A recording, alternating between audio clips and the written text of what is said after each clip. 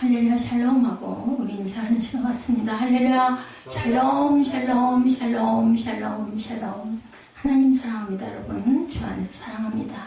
35절 예레미야와 레갑 사람들의 이야기. 레갑 사람들이 누굴까? 여러분들 처음 들어보시는 분들도 계실 것 같습니다. 2절에 보면 너는 레갑 사람들이 집에 가서 그들에게 말하고 그들을 야훼 집 한 방으로 데려다가 포도주를 마시게 하라 하시니라, 이렇게 이야기하죠. 레갑 족속은 레갑의 아들 요나답, 요나단이 아니라 요나답입니다. 다윗의 친구 요나단이 아니라 요나답이 세운 교훈을 철저하게 지켜서 하나님께 칭찬을 받은 족속입니다. 오늘 본문 18, 19절에 증거하죠. 요나답은 자신의 후손들에게 3가지 생활 방식을 정해놓고 그걸 꼭 지키라고 말씀하죠. 그 3가지는 뭐였냐면 요나답의 교훈대로 영영이 포도주를 마시지 말라. 그 나라는 포도주가 거의 음료와 같았는데 포도주를 마시지 말고 포도원을 소유하지도 말고 집도 짓지 말고 파종도 하지 말고 평생 동안 장막에 살아라. 6절부터 11절에 나타나 있습니다. 이렇게 이야기한 것을 지키지 않고 하나님께 복을 받았다. 오늘 19절에 보니까 그렇게 말씀하죠. 예레미야가 레갑 족속을 성전의 방에 모으고 포도주를 권하였을 때 레갑 사람들은 그들의 선조 요나답의 명령을 따라 이를 거절합니다. 그 본문이 6절에서 7절에 나타나죠. 이 하나님은 레갑 족속들은 죽은 선조의 명령도 지키는데 이스라엘 너희들은 살아계신 하나님의 명령을 지키지 않느냐 지적하시고 재앙을 선포하시는 부분이 오늘 본문 12절에서 17절까지 나타납니다. 그러니까 레갑 사람들은 이스라엘 사람들이 아니에요. 그런데도 이렇게 포도주 마시지 않고 그리고 집도 짓지 않고 파종도 하지 않고 이렇게 그 말씀 요나답이 한 말을 그대로 지켜서 내려오니까 하나님이 그들에게 복을 주셨고 이스라엘 민족에게는 재앙을 주셨다, 이러네요. 이방인이죠. 한마디로 얘기해서 선택한 선민이 아닙니다. 아브라함의 후손이 아니면서도 신실한 믿음 그리고 경건을 소유한 레갑 족속을 통해서 유다 백성들의 폐역과 불순종을 대조적으로 보여줍니다. 우리에게 또한 신앙적 교훈을 말씀을 하시죠. 하나님께서는 우리에게 원하시는 것은 레갑의 자손같이 이 시대를 일깨워주고 그리고 하나님 앞에 설 자들이 많이 일어나는 경건의 가문을 너희가 일으켜라. 그랬을 때 내가 너희의 삶을, 너희 후대를 내가 책임지어 주겠다, 이 말씀이에요. 레갑의 족속은 어떤 사람인가? 제가 지금까지 설명드렸습니다. 전체를 대강 마무리해서 8절에 보니까 뭐라 그래요? 우리가 함께 읽어볼까요? 우리가 레갑의 아들 우리 선조 요나답이 우리에게 명령한 모든 말을 순종하여 우리와 우리 아내와 자녀가 평생 동안 포도주를 마시지 아니하며. 레갑의 족속은 본래 아브라함의 후손이 아니었다, 그죠? 야곱의 후손이 이스라엘 백성이 아니었다. 12지파 중에 포함된 백성들이 아닙니다. 역대상 2장 55절에 보면 아라비아 지역의 페트라 근처 미디안 광야에 정착해 있던 족속으로 모세의 자민 이드로의 후손이다, 이렇게 성경학자들은 이야기합니다. 역대상 2장 55절 우리 주보에 실려 있습니다. 일일이 찾으면 시간이 가니까 주보를 참조하시면서 되도록이면 읽을 때는 함께 따라 읽으시면 좋을 것 같습니다. 야베스에 살던 서기관 종족 곧 다랏 종족과 시므앗 종족과 수갓 종족이니 이는 다 레갑 가문의 조상 한마덱에서 나온 겐 족속이더라 라고 얘기하죠. 당시 유목민이었어요. 광야에서 목축을 하고 있던 족속입니다. 그런데 레갑의 족속 중 요나답이라는 사람이 자기 자녀들과 후손들에게 그는 조상들이 지키던 신앙적 관습에 충실할 것을 요구하고 레갑의 자손들은 약 250년 동안이나 그 관습을 잘 지켜 내려온 그러한 사람들입니다. 레갑의 자손들은 아브라함의 후손은 아닌데 선조 요나답의 신앙적 교훈은 이렇게 250년 동안이나 몇 대가 지나갔을까요? 그 시대에 3, 4대 이상이 지나갔을 거예요. 철저히 지킴으로써 우리 시대를 일깨워주는 가문이 됐습니다. 반면에 유다 백성들은 끊임없이 선지자를 보내서 계속 깨우쳐 주었지만 하나님의 말씀을 절대로 청종하지 않는다. 오늘 본문이 12절에서 17절까지 그 내용이죠. 두 번째, 하나님께서 선지자 예레미야에게 왜 레갑 족속을 시험해보라고 하셨을까? 1절에서 10절에 그런 내용이 나와 있는데 하나님께서 예레미야 선지자에게 레갑의 족속들을 야훼의 집 한 방으로 데려다가 포도주를 마시게 해라. 하나님께서 명령을 하셨어요. 시험하신 거죠. 35장 2절에 내가 사람들의 집에 가서 그들에게 말하고 그들을 여호와의 집 한 방으로 데려다 포도주를 마시게 하라 하시니라. 오늘 본문 2절입니다. 세레미야는 하나님의 집, 하나님의 사람, 하나님의 아들들을 하나님의 자녀들이에요. 그러니까 지금으로 보면 성도들이죠. 그 하나님의 아들들을 방에다가 한 방에다 데려다 놓고 그 물로 포도주가 가득한 사발을 놓고 너희들 이거 마셔라. 이래미야 이렇게 명령을 하는 거예요. 근데 레가베 자손들은 한 명도 포도주를 마시지 아니하되 6절이죠. 그들이 이르되 우리는 포도주를 마시지 아니하겠노라. 레가베 아들 우리 선조 요나답이 우리에게 명령하여 이르기를 너희와 너희 자손은 영원히 포도주를 마시지 말라라고 했다. 선조 레가베 아들 요나답이 우리에게 명령했다. 그리고 7절에는 뭐라 그래요? 집도 짓지 말고 파종도 하지 말며 포도원도 재배치 말아라. 포도주 안 먹을 거니까 포도원도 재배하지 말아라. 집도 짓지 말아라. 이 사람들이 모였다고 유목민들 그리고 양치기를 하는 목동들로 이루어졌다고 그러죠. 그러니 뭐 집을 지면 뭐 하겠어요. 다니면서 여기저기 다니면서 양을 치고 그런 데서 들에서 사는 사람들이었습니다. 평생에 장막에 거하라 라고 하면서 장막은 뭐예요? 그 애굽에서 출애굽할 때 광야에서 이렇게 갈 때마다 쉴 때마다 지금으로 쉽게 얘기하면 텐트 같은 거예요. 이동식 장막만 치고 그리고 또 옮겨가면 또 장막을 치고 이렇게 하고 너의 생명의 날이 그렇게 합니까 길리라 라고 이야기했다는 거죠.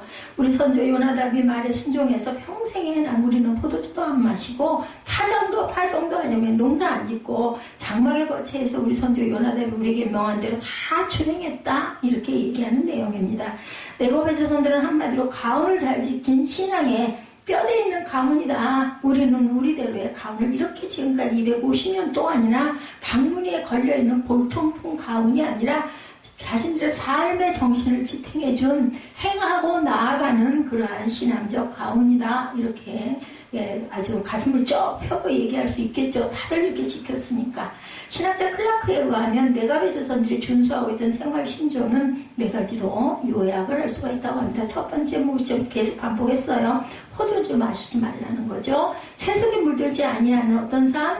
경건한 삶을 살아라. 예를 들면 술을 입에다 대지 않은 술 안 드시는 분들은 아마 마음이 한결같을 거예요. 근데 술들을 잡수시면 술을 먹고 술이 사람을 먹다 보니까 이상한 짓을 많이 하죠. 그리고 깨고 나면 내가 언제 그랬어. 실수를 굉장히 많이 합니다. 그리고 각종 범죄가 술 취한 중에 취중에 일어나는 일들이 많이 있죠. 그러니까 우리는 세속에 물들지 않는 경건한 삶을 내가 산다. 팔레스타인이나 유럽 쪽에 사는 사람들이나 포도주나 술은 일상생활에 빠질 수 없는 포도주, 맥주, 그렇죠. 그냥 물처럼 마시는 음료수였는데 그쪽 사람들의 집은 다 대리석 돌집들이 많아요. 보면 지질이 다 석회석 대리석으로 되어 있어요. 그러니까 물들이 다 석회석이 함유되어 있기 때문에 포도주를 마셔야만 몸속에서 석회석이 분해가 됩니다. 그래서 그 석회수를 그러니까 그 포도주를 어떻게 보면은 약과 같은 거예요. 석회 재질을 다 몸속에 있는 것들을 분해하는 그런 성분이기 때문에.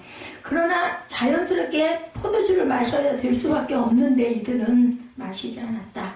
사람들이 술 때문에 실수를 하고 술 때문에 타락하기 때문에 우리는 경건한 삶을 살기 위해서 우리 몸에 이게 들어가야 우리 몸이 석회석이 없어짐에 불구하고 그래도 불구하고 우리는 포도주를 경건하게 살기 위한 것을 선택했다. 우리 인생은 항상 선택이죠. 하나님께서 여러분에게 선택의 의지와 자유를 주셨습니다. 그래서 정치나 권력의 핵심에 올라갈수록 보면 우리나라도 보면 폭탄주라는 거 좀 드라마에서 봤어요. 뭐 같이 섞어가지고 뭐 잔들 위에 이렇게 툭툭 놓고 뭐 탁 치면 뭐 확 섞여가지고 마시는 아주 보니까 좀 신기하더라고요. 저는 그 흉내를 낼 수도 없을 정도로. 그래서 폭탄주를 이렇게 만들어갖고 먹는구나. 그걸 제가 알았습니다. 몇 편에 뭐 제가 잘 보는 게 있어요. 무료하고 힘들 때는 그냥 10번도 더 본 것도 그냥 틀어놓고 그러다 보면 잠이 안 오다가도 또 잠을 조금 이루기도 하고 하기 때문에 이렇게 보고 있습니다. 현재 정치 권력자들 중 교회 중직자들도 심심치 않게 폭탄주 스캔들이 올라오기도 한다고 그래요. 저는 상상을 할 수 없는 일인데 그렇기도 한 것 같아요. 술 마실 줄 모르면 출세에 또 막대한 지장을 초래한다. 이런 이야기들도 많이 하죠. 교제를 도대체 어떻게 하느냐. 술을 못 먹으면서. 레가베 자손들은 이 세상에 출세나 유행 이런 거 상관없다. 그 시대로 보면 하나님 백성으로서의 경건이 우리에겐 최고다. 우리는 자기는 우리 조상이 얘기한 대로 그렇게 해서 뭘 하기 위해서 19절에 뭐라고 말씀하세요? 마지막 절에 보니까 내가 그 아들 요나답에서 내 앞에 설 사람이 영원히 끊어지지 아니하리라. 예, 이렇게 계속 너희 가문을 내가 지켜보호하시겠다 하나님 말씀하셨다라는 거죠. 두 번째, 집도 짓지 않고 파종도 하지 아니하겠다. 이건 도대체 뭐냐? 재물에 대한 욕심을 가지지 않음을 상징합니다. 파종 안 하겠다. 뭘 심어서 거두는 걸 안 하겠다. 예, 그래서 야고보서 1장 14절에 오직 각 사람이 시험을 받는 것은 자기 욕심에 끌려 미혹됨이니 주고 참조하십시오.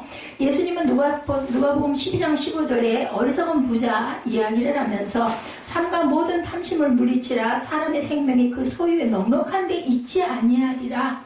아마 여러분들은 아니 어떻게 사람이 살면서 돈이 없이 어떻게 살아 얘기하실지 모르지만 여러분들 돈이 있으면 그럼 돈이 있기 때문에 전혀 상관없이 전혀 염려 없이 전혀 근심 없이 사느냐는 거죠. 그보다 더 큰 일이 들이닥칠 수도 있습니다. 그래서 선택을 이 사람들은 이렇게 한 거예요. 레가베 자손도 사람인데 집도 짓고 농사도 짓고 곳간에 양식도 쌓아놓고 살고 싶었겠죠. 그런데 하나님의 경건한 백성으로 남는 것이 우리에겐 더 귀중한 삶이다. 이렇게 선택을 한 거예요. 예, 이거 결코 쉽지 않죠. 레가베 자손들은 이 세상의 부자보다는 하나님 앞에 경건의 자손이 되기를 결단했다, 선택했다라는 얘기예요. 아까 그저 찬양 특송 확정되었는데 내용이 참 좋아요. 그 가사 내용이 저는 요즘에 찬양의 가사의 내용이 그렇게 저한테 은혜가 옵니다. 찬송가도 마찬가지고. 그도 요즘에 우리 찬송가를 많이 안 하는 편인데 어쩌다가 찬송가가 이렇게 들리거나 제가 이렇게 눌러가지고 틀다 보면은 어쩌면 그렇게 가사가 내가 얘기하는 고백 같은 그런 마음에 그런 감동이 오는지 아마 모두 다 성령의 감동이 되고 은혜를 받은 분들이 작사를 하다 보니까 그리고 이제 대개는 성경 구절을 인용한 부분도 많죠. 그것은 아마 우리 찬양과 경배할 때 요즘 나오는 복음성가에도 보면은 굉장히 성경 구절 인용을 많이 합니다. 자, 아브라함과 이삭과 야곱으로 이어지는 믿음의 족장들의 삶은 장막을 치고 사는 유랑민의 삶이었어요. 뭐 할 때? 출애굽할 당시 아까 제가 말씀드렸지만 그러면서도 히브리서 기자는 믿음의 조상들의 삶을 단순한 장막 생활이라고만은 하지는 않았습니다. 아브라함의 삶에 대해서도 말하면서 히브리서 11장 9절 10절에 동일한 약속을 욥으로 함께 받은 이삭과 야곱으로 더불어 장막에 거하였으니 이는 하나님의 경영하시고 지으실 터가 있는 성을 바랐습니다. 이렇게 말씀합니다. 아브라함과 야곱과 이삭과 야곱과의 장막 생활은 바로 천국 본향을 사모하는 성경적인 삶이라고 말하는데 우리는 이 땅의 삶이 다가 아니다. 그죠? 우리는 뭐라 그래요? 나그네. 나는 나만 나그네. 우리 찬송가에도 그런 이야기가 있습니다. 나의 집은 여기가 아니요 어디다? 하늘의 천국에 있다. 이렇게 우리가 입술로 고백하죠. 고대 페르시아의 한 어진왕이 나이가 들어 후계자를 물색하다가 매우 총명하고 마음이 깨끗한 목동을 만나서 그에게 나라 일을 맡겼다고 그래요. 예, 목동에서 총리가 된 그는 바르고 부강한 나라를 건설해서 백성들의 칭송을 많이 받습니다. 꼭 누구 같아요? 그죠? 요셉 같죠? 그러나 사악한 반대파 어디에나 다 그런 게 있죠. 너무 이 목동 정말 비천하고 아무 그런 인지력도 없는 이런 사람을 하나님께서 왕이 이렇게 막 중용을 해가지고 총리까지 만들어주고 또 이렇게 잘 돼가지고 나라가 잘 돼가고 있으니까는 이제 궁정에 있던 원래 있던 원로파들이 그 사람을 모아야 합니다. 그러니 항상 어디나 있죠. 왕을 모시고 부정축제를 했다 이렇게 이제 뒤집어 씌워가지고 이 사람을 몰아내려고. 그래서 그 창고로 왔어요. 여기다가 이걸 다 쟁여놓고 그거 보니까 다 물건들을 빼돌려가지고 놔둔 창고가 있으면 우리 거기 가보십시다. 왕한테 증거를 보여주겠다. 거기에 가니까 보물상자 같은 것들이 엄청 많이 쌓여있는 거예요. 그 상자를 열어보니까 보물이 아니라 농부의 옷 그리고 목동 때 불던 피리들 옛날에 자기 장신구들 본인의 장신구들이 많이 나오더래요. 목동 총리는 말합니다. 겸손하게 이것은 제가 궁정을 떠나서 다시 목동 일을 할 때 대비해서 잘 놔둔 겁니다. 라고 대답을 했대요. 이 얘기 보면서 다윗이 그랬다 그러죠. 왕이 돼가지고도 자기 방에다가 자기 목동 시절에 입던 옷들을 그렇게 걸어놓고 그걸 보고 추억을 했다고 합니다. 또 어떤 면으로는 겸손해지려고. 내가 지금 왕이지만 내가 이 왕이 된 건 내가 된 게 아니에요. 그저 내 힘으로 되는 게 아니라 하나님이 나를 이렇게 왕으로 기름 부어 주셨는데 나는 그때 그 일을 잘 기억할 겁니다. 목동 때 얼마나 공부하고 힘들었겠어요. 지난 날을 자꾸 회상을 하면서 자기 교만을 누르려고. 다윗도 그랬더니 이분도 나는 떠날 때 여기 일하고 이제 끝나면 떠나면 목동 일을 할 때 쓰려고 놔뒀다. 하나님 앞에 돌아가야 할 때가 있다는 것을 우리는 의식하는 사람은 하나님이 기뻐하시는 사람들이다. 나의 집은 이곳이 아니요 천국에, 내 고향은 천국이요 하고 고백하는 그러한 그 찬송과 내용에서 같이 있는 그런 분들, 특히 나이가 들면, 그죠? 나이가 들면 이제 갈 때가 됐다 이런 얘기를 많이 합니다. 그러다 보면은 60이 넘은 사람들은 대개는 천국을 사모하는 기도를 많이 해요. 왜? 주변에 보니까 기도할 때 편하게 잠자는 듯이 조금 감기처럼 앓다가 그냥 그렇게 편하게 어느 날 잠자다가 하늘에 가면 얼마나 기쁠까 이걸 기도합니다 하는 분들이 주변에 많이 계시더라고요. 아마 모든 사람들이 공통된 소원. 왜? 갈 곳이 있기 때문에. 저는 상상해 봅니다. 만약에 내가 갈 곳이 없다면 얼마나 무서울까. 저는 어렸을 때 그런 생각을 많이 했어요. 깜깜할 것 같아요. 내 의식이 이렇게 지금 눈 뜨고 생각하고 바라보고 얘기하고 먹고 이러다가 이 의식이 없어지고 깜깜해지면 나라는 사람이 없어져 버리면 얼마나 무서울까. 그럼 죽음의 순간이 얼마나 무섭겠어요. 그래서 예수를 믿은 건 아닙니다. 어렸을 때 왜 그 유치원 때, 초등학교 그때 그런 생각을 많이 했는지 몰라요. 근데 지금은 나이가 드신 분일수록 위로를 많이 받을 것 같아요. 내가 정말 또 얼마나 좋아요. 예수님은 네 죄를 잘못했습니다 라고 고백하고 예수를 믿기만 하면 천국 간다. 내가 지금 몇 살인데 내가 60 몇 년 동안 살던 거 너무 악하고 못되게 많이 살았어도 나는 이 순간부터 예수 믿습니다. 하나님 내 죄를 씻어주시옵소서. 나는 이제 천국에 갈 거고요. 준비할 거고요. 예수님만 바라보겠습니다. 이렇게 입술로 고백하고 나면 천국에 간다니 얼마나 좋아요. 지금까지 어떻게 살았든 말았든. 그래서 어떤 분들은 나는 좀 이 다음에 나이 좀 많이 먹으면 예수 믿을게. 이런 남자분들이 그런 얘기를 많이 한대요. 세상에서 술, 담배 피고 사업한다고 거짓말 많이 하고 죄 짓고 살았으니까 자신이 없으니까 나이가 좀 많이 들어서 그런 거 다 내려놨을 때 그때 내가 회개하고 예수 믿고 천국 갈게. 이렇게 미는 분들이 있다는 이야기를 실제로 있어요. 그런 분들이. 또 뭐 교회 가서 예배 드리고 나서 내일 돼가지고 또 나가면 또 거짓말 해야 되고 또 사기쳐야 되고 또 부정한 짓 해야 되고 뭐 그러고 또 주일날 가가지고 아이고 잘못했습니다 하고 그게 뭐냐. 나는 그냥 한꺼번에 몰아서 나는 그 속죄를 하고 그래 천국을 내가 믿는다. 가면 얼마나 좋겠니? 근데 기회가 있다니 그때 근데 알 수가 없다는 거죠. 언제 무슨 일이 일어날지 우리는 알 수가 없습니다. 천년이라고 앞으로 살 날이 80년이 남은 것도 아니고 노인이라고 그래서 앞으로 살 날이 10년만 남은 것도 아니에요. 그걸 안다면 얼마나 좋겠어요. 그래서 하나님의 비밀로 신비로 우리의 날짜 남은 날짜를 모르게 하셨다라는 생각을 저는 간간히 합니다.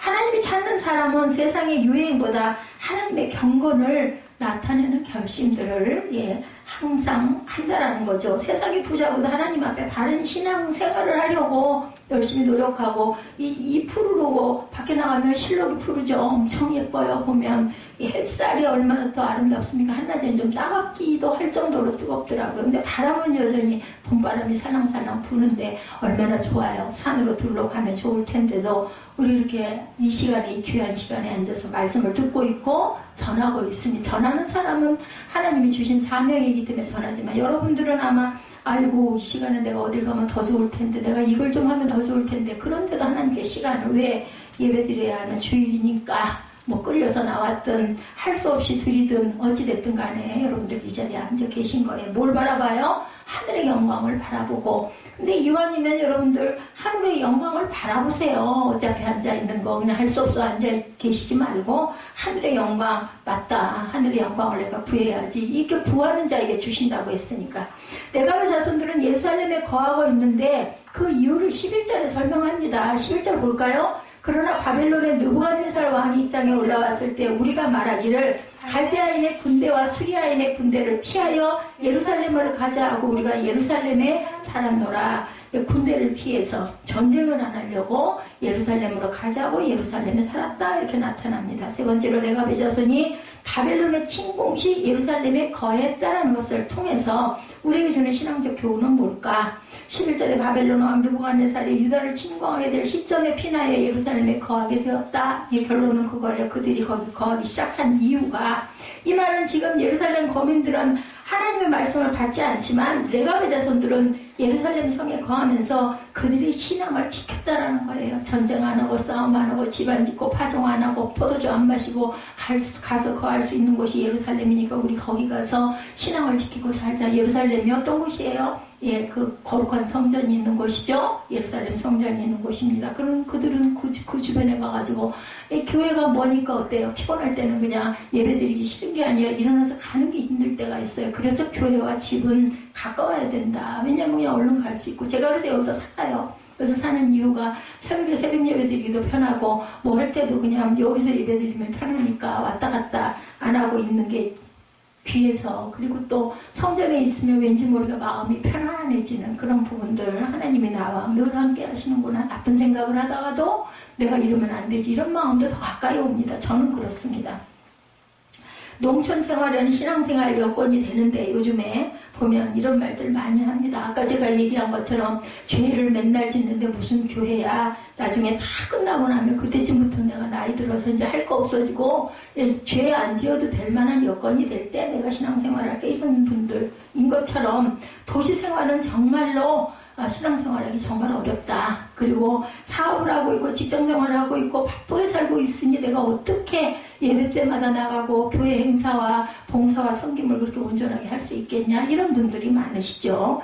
뭐 실제 그런 부분이 없지 않아 있습니다. 근데 어때요? 그럼에도 불구하고 나는 그걸 선택했다는 거죠. 나는 그래도 하늘에 쌓고 싶고, 그리고 또 내게 하나님의 은혜가 있고 감사가 있다 보니까 우리가 누구에게 감사하면 어때요? 감사한 사람에게 뭔가 좀 주고 싶지 않아요? 사람 간에도 보면 미소라도 그냥 흘리고 너무 고마워서 만나면 반갑게 인사하고, 내가 뭐가 좀 새로운 게 좀 귀한 게 뭐 생기면 아유 나도 그거 받았는데 이거 좀 갖다 줘야지, 이런 마음 생기는 것처럼 하나님 말씀의 은혜를 받고 신앙의 삶 속에서 하나님이 나를 이렇게 지키시네. 아이고 내가 이게 없다고 그랬더니 하나님이 이거 주셨네. 아니고 주신 게 하늘에서 뭐 떨어졌겠어요? 돈이. 그죠? 안 떨어졌어요. 누굴 통해서? 사람을 통해서. 반드시 하나님은 사람을 통해서 역사를 하시죠. 근데 정말 신기한 건 아유 이거 어떻게 이거 있어야 되는데 달라고 해야지. 제가 오늘 생각을 해봤어요.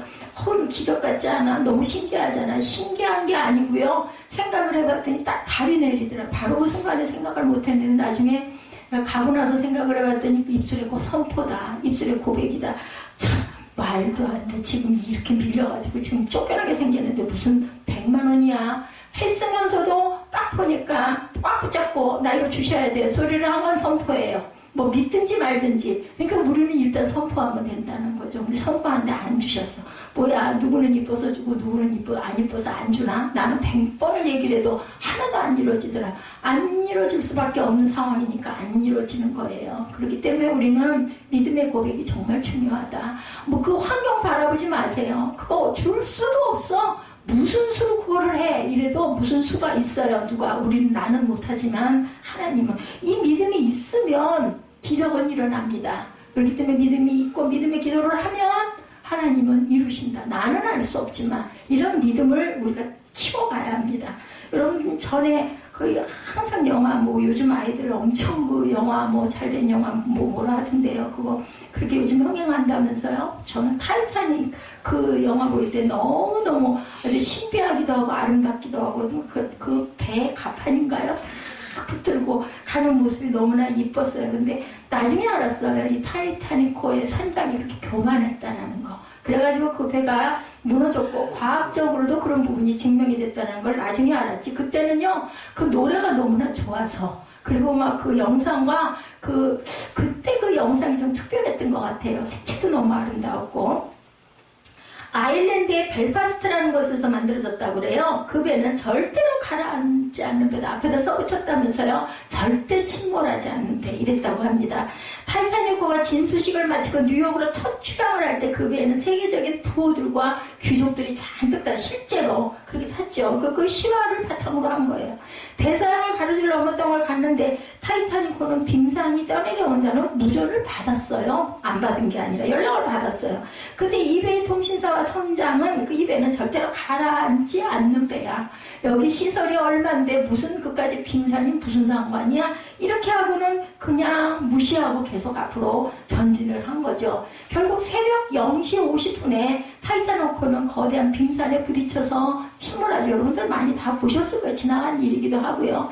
그 후에 벨파스트에는 갑자기 미망인들과 고아가 된 아이들이 엄청나게 늘어납니다. 그리고 정부 고관들과 성도들이 예배당에 모여서 추모식을 거행해요. 너무나 많다 보니까 한꺼번에 추모식을 어디에 하냐면 교회에서 모여서 합니다.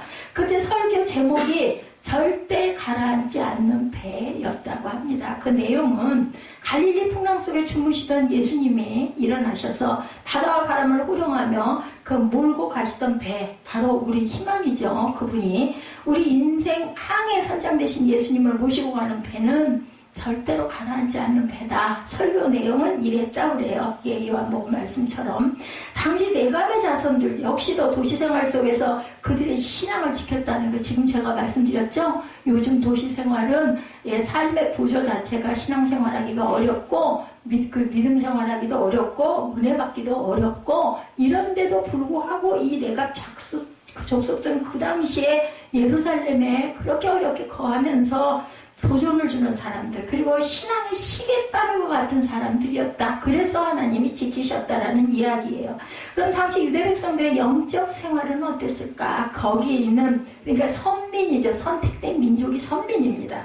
당시 유다 백성들의 영적 상태는 어떠했고 거기에 대한 하나님의 경고가 13절에서 17절에 나타나 있죠. 13절에서 15절까지 보면 하나님의 말씀과 교훈을 받지 않았다라고 나무라시죠. 13절 만군의 야훼 이스라엘의 하나님께서 이와 같이 말씀이라 너는 가서 유다 사람과 예루살렘 주민에게 이르기를 너희가 내 말을 들으며 교훈을 받지 아니하겠느냐? 받으래요. 지금도 받으래요. 이제라도 받으라 라고 얘기했다는 거 예레미야에게. 14절에 레갑의 아들 요나답이 그의 자손에게 포도주를 마시지 말라 한 그 명령은 실행되었도다. 그들은 그 선조의 명령을 순종하여 오늘까지 마시지 아니하거늘 내가 너희에게 말하고 끊임없이 말해도 너희는 내게 순종하지 않아. 왜 순종을 안 하니? 레갑 자손들은 250년 동안이나 내 자손도 아니야. 내가 선택한 민족도 아닌데 그들은 그 선조의 말을 그렇게 지켜서 지금까지도 포도주를 실험하느라고 6절에 포도주 마셔라 하고 실험한 거예요. 근데 지금까지도 그들은 순종하는 너희는 도대체 왜 내 말에 순종을 하니? 15절에 내가 내 종 모든 선지자를 너에게 보내고 끊임없이 보내며 이르기를 너희는 이제 각기 악한 길에서 돌이켜 행위를 고치고 다른 신을 따라 그를 섬기지 말라. 그리하면 너희는 내가 너희와 너희 선조에게 준 이 땅에서 살기라 하여도 너희가 귀를 기울이지 아니하며 내게 순종하지 아니하였다. 그렇게 계속해서 선지자 보내고 얘기하는데 너희들은 말을 안 듣지 않니? 그러니까 내가 너희에게 재앙을 내릴 수밖에 없다. 아주 정확하게 얘기합니다. 이 누구를 들어서 예를 들어서 제가 지금 타이타닉호 말씀한 것처럼 레갑 자손을 들어서 에레미야를 통해서 선포를 또 하는 거예요. 레갑 자손들은 수백 년 전에 조상 요나답이 포도주를 마시지 말라는 명령을 오늘까지 따르고 있는데 유다 백성들은 선지자를 불러서 아무리 말을 해도 내가 하늘을 짓고 땅을 짓 내가 말을 한다고 해도 너희는 안 듣지 않니? 많은 선지자를 부지런히 보냈다고 하시죠. 악한 길에서 돌이켜 다른 신을 섬기지 말라. 그리하면 바벨론의 손에서 너희를 지켜주겠다고 해도 귀도 기울이지 않더라. 뭐라 그래요? 우리 사람들 얘기할 때 쉬운 얘기로 애들이 그런 얘기 많이 하죠. 콧등으로도 안 들어. 귓등은 그만두고 귀는 들리는 얘기도 하죠. 근데 콧등으로도 안 들었다는 건 더나 안 들었다는 뜻일 겁니다. 레갑의 자손들은 그 선조가 명령한 그 명령을 준행하나 이 백성은 나를 듣지 아니하는도다. 탄식을 하는 거예요. 탄식을. 교회도 마찬가지입니다. 우리 한국 교회. 그죠? 중대한 위기의 순간이다. 이런 이야기를 많이 합니다.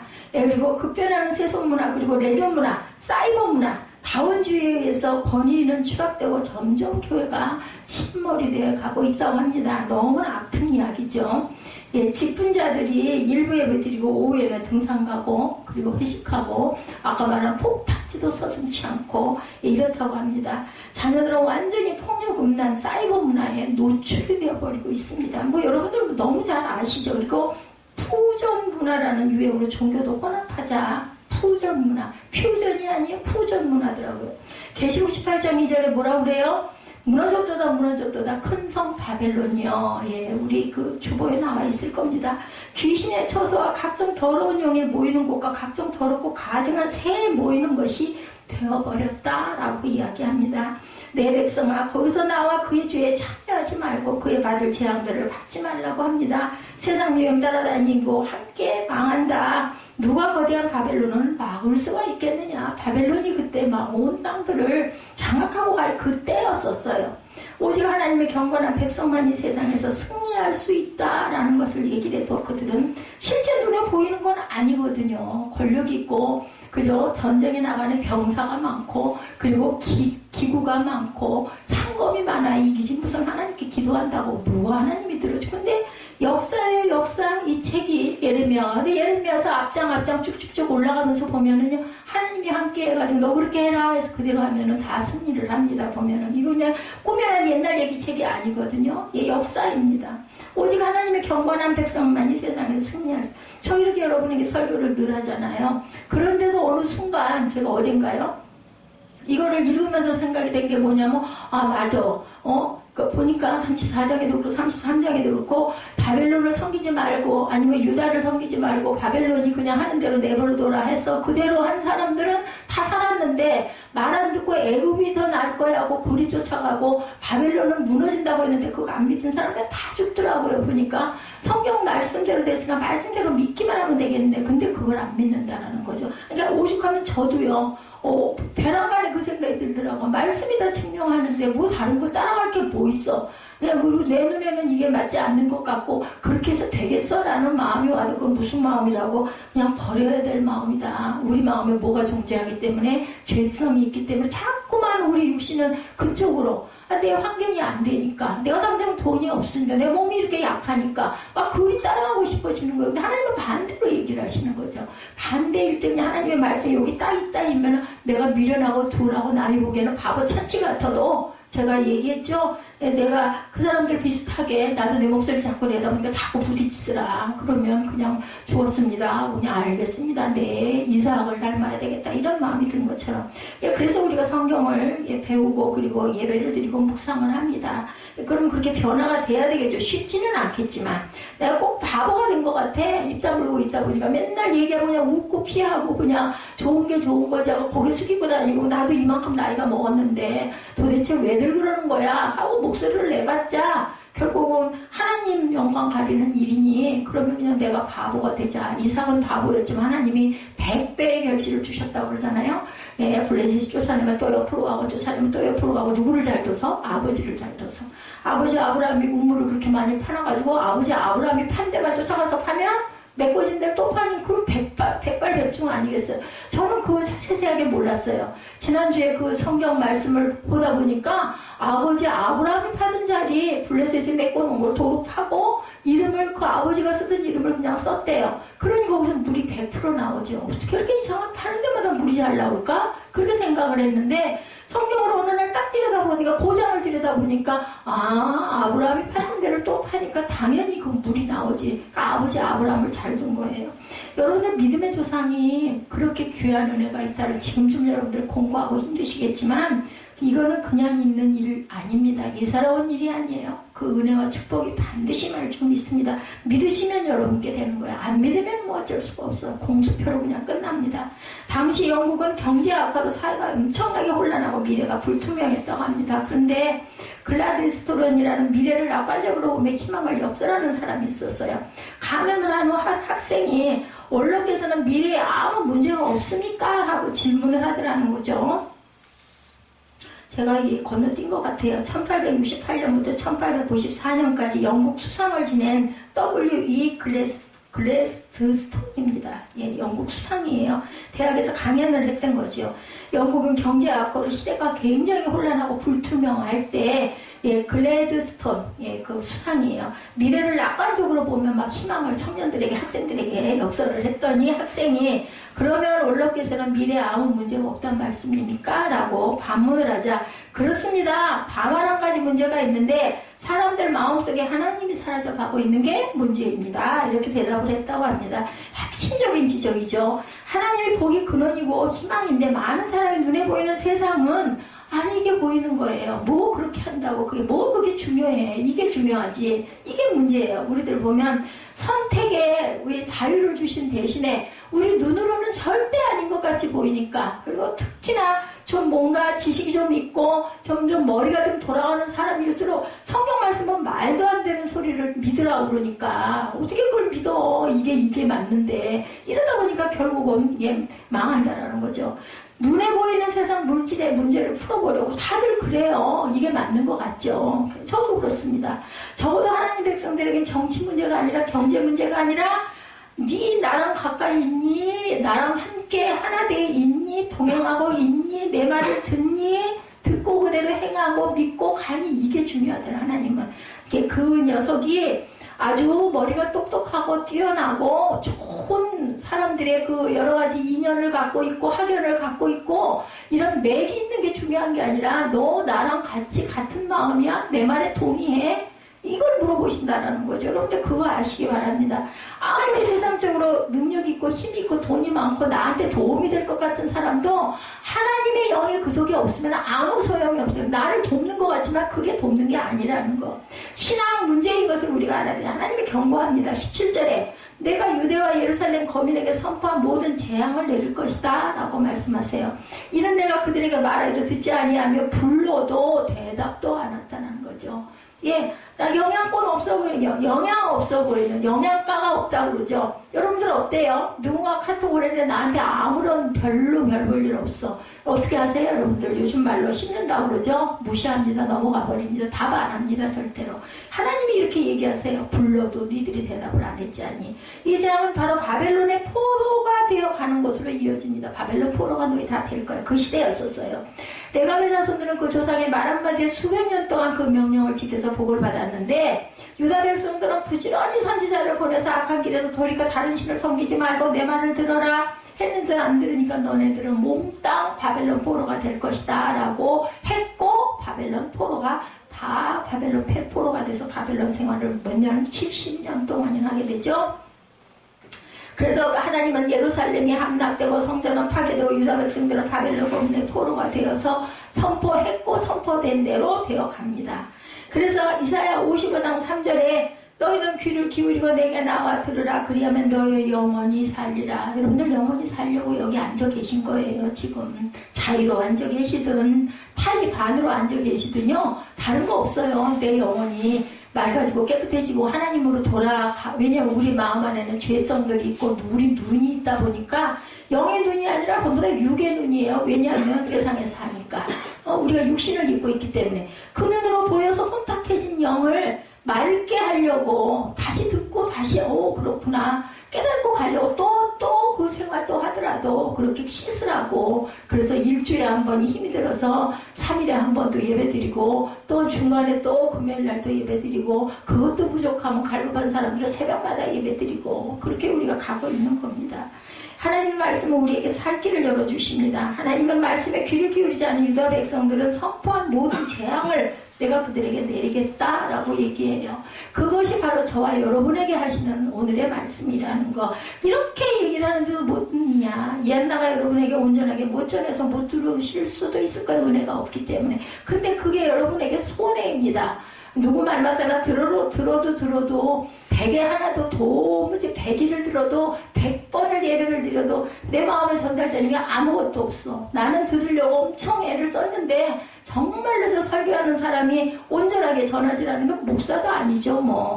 무슨 말을 하는지 난 알아들 수가 없고 도대체 성경 말씀을 하는 거야? 지 말을 하는 거야? 세상적인 말을 하는 거야? 진짜 모르겠다. 100번을 들어도 그러면 여러분들 교회 옮기셔야 돼요.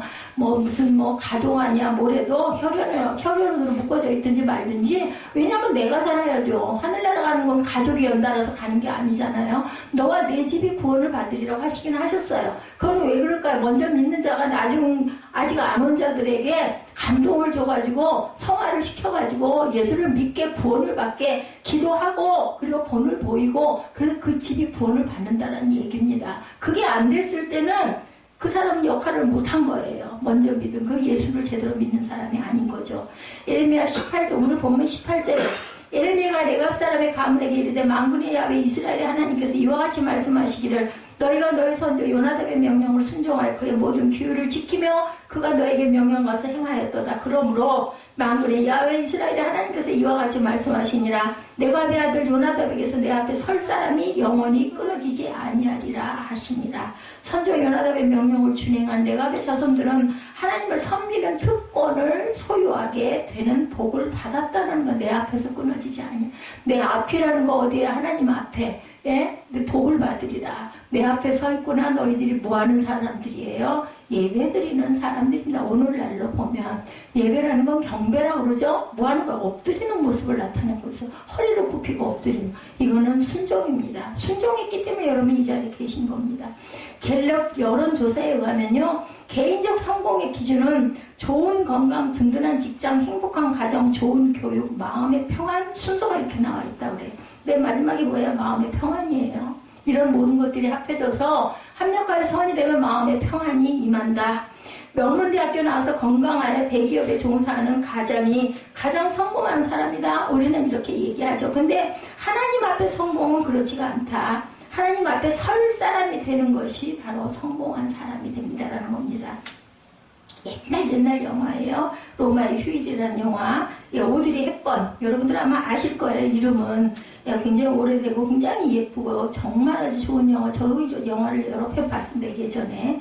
어릴 때 부모의 이혼으로 불행한 날을 보냈다고 그래요. 이 사람은. 오드리 헵번. 헵번 재단이 세워져 있죠. 지금도. 그녀는 학위가 인정되는 학교에 다닌 바가 없습니다. 뭐 돌아간 지도 얼마 안 됐어요. 1993년에 돌아갔으니까 2017년이니까 뭐 17년하고 한 20년 그죠? 24, 5년 됐나요? 7년하고 17년 하면은 뭐 24년 정도밖에 안 됐어요. 1929년에 태어나서 93년에 돌아갔으니까 나이는 그래도 꽤 살다 들어간 거죠. 29년이면 그죠? 예, 이렇게 살다 돌아갔어요. 학위를 인정받는 학교에 다닌 바가 없어서 불우하게 자랐기 때문에 히틀러의 군대가 그녀가 살던 마을을 점령했고 오드리는 우울증과 영양실조, 전쟁의 공포와 굶주림 등 온갖 고초를 겪었다고 그래요. 저는 그래서 이렇게 6.25를 겪지 않고 60몇 년을 오게 된 거 저는 요즘에 그렇게 감사하더라고요. 전쟁 겪으면. 왜냐면 구약을 보다 보니까 맨날 전쟁이고 살았다는 게 없어. 어느 순간에 그냥 아주 멸문지화가 되거나 그냥 잡혀가거나 죽어버리거나 뭐 무슨 우리 이런 그 밭에 가다가 거기 있는 풀들 발에 밟히는 풀들처럼 그냥 죽는 건 순간인 것 같더라고요. 그래서 정말 이렇게 사는 게 너무 감사하다는 생각을 합니다. 그녀는 19살 때 발레리나 수업을 받다가 감독의 눈에 띄어서 단역으로 데뷔를 합니다. 그래서 오드리가 세계 정상의 스타의 자리에 오른 뒤에 국제연합 아동기금을 찾아간 것이 삶의 전환점이 됐다라고 해요. UNICF, 유니프. 1987년 오드리는 유니세프의 특별 대사로 지명이 되자 영화배우로서 삶보다 구제, 활동의 삶이 더 행복하다는 것을 본인 입으로 자꾸 외쳤다고 합니다. 에티오피아, 수단, 방글라데시아, 베트남 굉장히 그 열악한 나라들이죠. 그곳에 방문해서 굶주린 아이들을 돌보고 1992년 9월 유니세프 친선대사로 소말리아를 방문할 때 대장암에 걸린 사실을 알게 됐다고 그래요. 우리나라도요, 지금 이렇게 뭐 경계되고 11위가 돼 있고 하지만 몇십 년 전에는 방글라데시, 베트남과 같은 그죠? 우리나라 그 GNP가 그렇게 안 됐다고 그래요. 근데 우리나라는 이렇게 돼 있고 그 사람들은 아직도 그대로 그 자리에 있고. 그래서 1993년 1월 20일 제네바의 자택에서 63세로 세상을 떠났다고 합니다. 세계 각국에서 그녀의 초상권으로 얻은 수익금은 연 1년에 20억 원씩이나 됐다고 합니다. 오드리 헵번의 아들 션 헵번 테러 46세네요. 회장이 한국을 방문해서 불쌍한 어린이들을 위해 삶을 산 어머니의 초상권은 그녀의 고귀한 삶만큼이나 가치가 있다고 말하면서 초상권을 얻은 수익금 전액을 헵번 재단을 통해 어린이를 돕는 데 쓰입니다 라고 얘기했다고 해요. 우리나라 방문했을 때. 그리고 아들 페로 회장이 나의 어머니는 스타러스의 사람들 앞에보다는 가치 있는 삶을 통해서 하나님 앞에 더 밝게 빛날 것입니다. 이렇게 얘기했다고 합니다. 하나님의 자녀들이 세상의 스타보다 하늘에서 빛나는 천국의 그랑프리로 자라기를 우리 자녀들이 주님의 이름으로 축복합니다. 레갑의 자손들은 어떠한 직분이 맡겨져 있니 성경에는 확실하게 나타나 있지는 않습니다. 하나님 섬기는 일에 그들이 포함되었다는 것은 이방인으로서는 굉장한 놀라운 축복이에요. 더구나 그 시대에는 레갑의 자손이 하나님 앞에 설 자가 영원히 끊이지 않겠다라는 약속은요, 다른 성서 문헌에도 많이 나와 있습니다. 여기 한 가지 숨겨져 있는 교훈이 눈에 띄는데요. 레갑의 아들 요나답이라는 인물은요, 열왕기와 10장 15절에 나오는 여호나답을 말한다라는 거예요. 예후가 거기서 떠나가다가 자기를 맞이하러 오는 레갑의 아들 여호나답을 만난지라 그의 안부를 묻고 그에게 이르되 내 마음이 내 마음을 향하여 진실한과 같이 내 마음도 진실하니 하니 여호나답이 요나답이라는 거죠. 대답하되 그러하나이다 이르되 그러면 나와 손을 잡자. 손을 잡으니 예후가 끌어 병거에 올렸다. 예후가 초청을 해요. 여호나답은 당시 부패한 아합 왕조를 무너뜨린 예후를 도와서 아합에 속한 자를 진멸하고 나아가 바알의 모든 선지자를 멸하는데 1등 공신이었다고 합니다. 이쯤 되면 그 자식들은 장관이 되고, 그리고 장관이 된 후에 왕후가 되는 것은 역사의 기정사실이죠. 예, 그러나 요나답은 그의 자손들에게 세상에서 출세할 것을 원하지 않고 하나님 앞에 바르게 살아라 라고 늘 명했다고 합니다. 아버지가 조그만 사회적인 지위만 있어도 병역을 기피하려 하고 조기 유학을 떠나는 우리 현실들, 지금은 그런 게 많이 없어졌어요. 그죠? 대조적인 신앙적 자세입니다. 하나님은 이러한 내갑 자손을 통해서 유다 백성들에게 신앙의 경종을 오늘 본문 에레미야 35장을 통해서 저와 여러분에게 알리십니다. 우리의 가정의 자녀들에게 이 시대를 일깨워주고 하나님의 성경적인 가문이 될 것을 기대하는 부모님들이 되시기를 주님의 이름으로 축복합니다. 엄마곰과 태어난 지 얼마 안 되는 아기곰의 대화가 있어요. 막 걸음마를 배우게 된 아기곰이 엄마곰에게 묻습니다. 엄마, 걸으려면 어떻게 해야 되죠? 하고 물어봅니다. 오른발을 먼저 내밀까요? 왼발을 먼저 내밀까요? 뒷발은 어떻게 해야 되죠? 엄마곰이 대답해요. 그런 거 걱정하지 말고 엄마한테 다정스럽게 걸어온다고 생각하고 움직여버려. 그것이 바로 걷는 거란다. 엄마곰이 이렇게 대답해 줬어요. 하나님이 기뻐하는 삶을 산다면 그것이 바로 사는 길임을 믿으시기 바랍니다. 오늘 본문 말씀에 레갑 족속은 어두운 세대의 시대를 깨우쳐주는 사람이다. 예, 우리가 오늘 본문에서 이렇게 우리가 깨달죠. 그리스도인은 이 세상의 빛과 소금이라고 합니다. 하나님이 우리에게 바라는 것은 이 세상에서 유명 인사가 되고 스타가 되고 하는 것이 아니라 어그러지고 거스리는 세대의 빛들의 자녀로 생명의 말씀을 밝혀놓는 자가 되기를 바라신다라는 거죠. 아까도 제가 말씀드렸죠. 입술로 자꾸 고백하고 누가 그랬다고 그러죠. 하나님 전 상서 담배 끊게 해주옵소서 하고 벽에다가 붙였대요. 부끄러워서 기도도 못하고 그랬더니 그렇게 자기가 끊는다 장담할 때 안 끊어지던 게 그걸 써붙이고 들여다보고 기도하는 그 순간 그 다음날부터 담배 필 마음이 싹 없어졌다. 근데 이런 간증은 엄청 많아요. 담배를 피기만 하면 입이 써가지고 피울 수가 없고 매워가지고 피울 수가 없고 정말 신기하다 이런 얘기를 많습니다. 여러분들 정말 그렇게 절실하게 원해 보셨습니까? 절실하게 원하시고 절실하게 기도하시면 말씀에 입각한 부분은 분명히 가장 빠르게 고쳐지고 지켜집니다. 이것이 하나님이 우리에게 바라는 바고 우리 또한 우리 자녀에게 바라는 바람이 되시기를 주님의 이름으로 축복합니다. 레갑의 자손은 어두워 선악을 빈발하지 못하는 세상의 시계와 같이 우리 시대를 일깨워주는 하나님의 경건의 자손을 상징합니다. 오늘 우리도 이방인들이었어요. 사실은 우리 대한민국은 선비는 아닙니다. 나중에 예수를 믿게 됐기 때문에 하나님 앞에 경건한 자손이 되어서 세상 유행보다, 세상의 부유함보다, 세상의 권력보다, 이 땅의 영광보다 하나님 앞에 경건한 자로 살아가는 그런 세비 성도들 되시기를 주님의 이름으로 축복합니다.